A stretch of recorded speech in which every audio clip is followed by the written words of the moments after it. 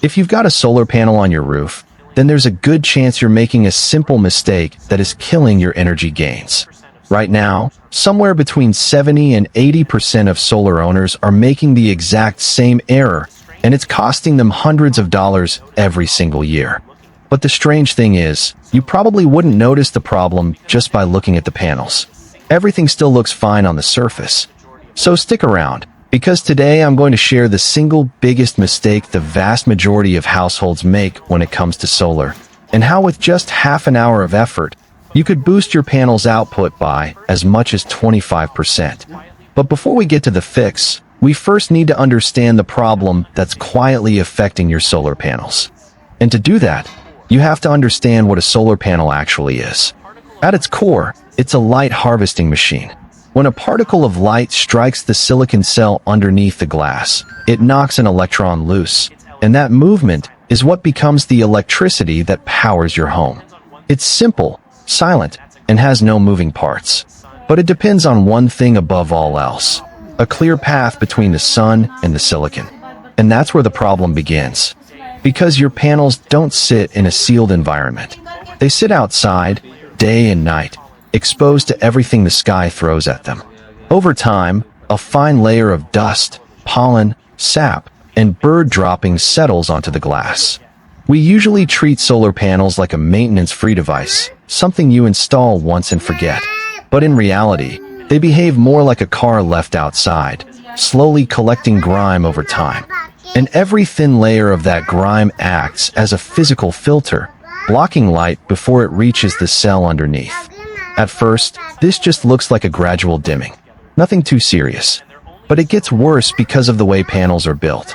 Inside a panel, the cells are wired together in strings, and they're only as strong as their weakest link. When one section gets covered by dirt or bird droppings, that cell stops producing power properly and starts resisting current instead. That resistance creates heat in that spot. Electrical resistance skyrockets, and the covered cell turns into a tiny heater. These are called hot spots, and this is where dirt stops being a cosmetic issue and becomes a real threat to your system. Because that localized heat doesn't just reduce output, it puts thermal stress on the panel. Every panel has bypass diodes built into the junction box, small safety systems designed to route current around shaded cells. But they were never meant to activate constantly. When dirt forces them to trigger again and again under heat, they start to fail. And once a diode dies, it can take a whole section of your panel with it. On top of that, repeated heating and cooling cycles cause physical damage inside the panel itself. Micro cracks in the silicon, delamination of layers, even burn marks on the surface. What starts as a bit of dust ends up shortening the life of a system you paid thousands of dollars for. And this isn't just a long-term issue.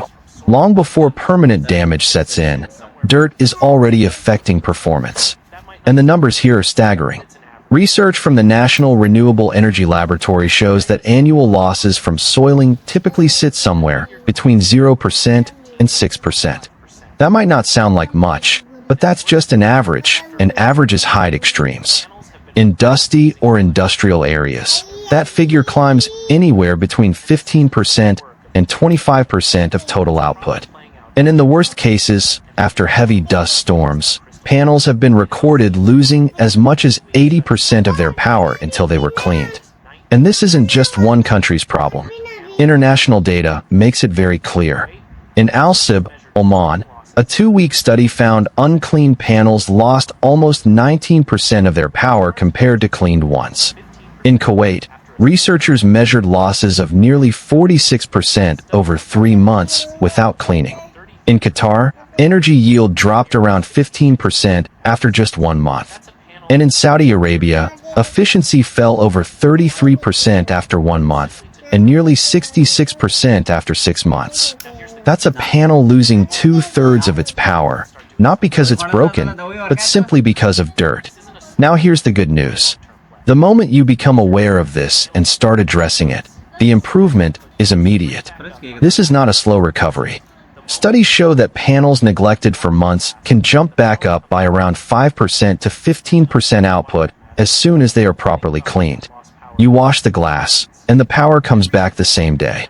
And when you understand that, the financial impact becomes very real.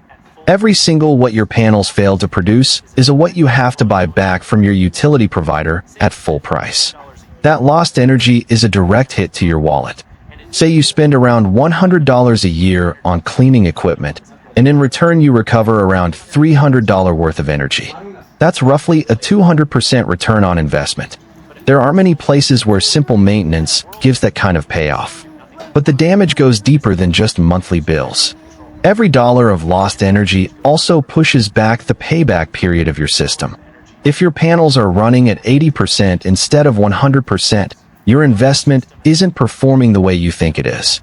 Now, before you fix anything, we need to be honest about the risks. First, climbing onto a roof is dangerous. It's not something every homeowner is prepared for. Second, using the wrong tools can actually damage the panels.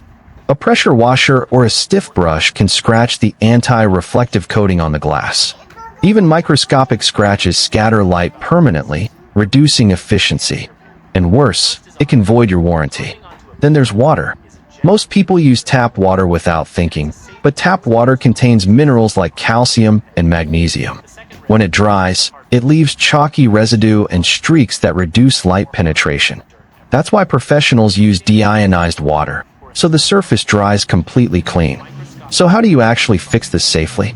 The first option is a simple reach and rinse system using a telescopic pole with a soft brush, allowing you to clean panels from the ground instead of the roof.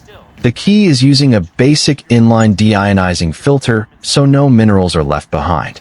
The second option is an overhead rinsing system using tubing and adjustable spray heads, similar to irrigation systems. It creates a uniform wash across the panels and can even be automated. But there are two rules. First, keep water systems completely separate from electrical wiring. Second, never clean hot panels.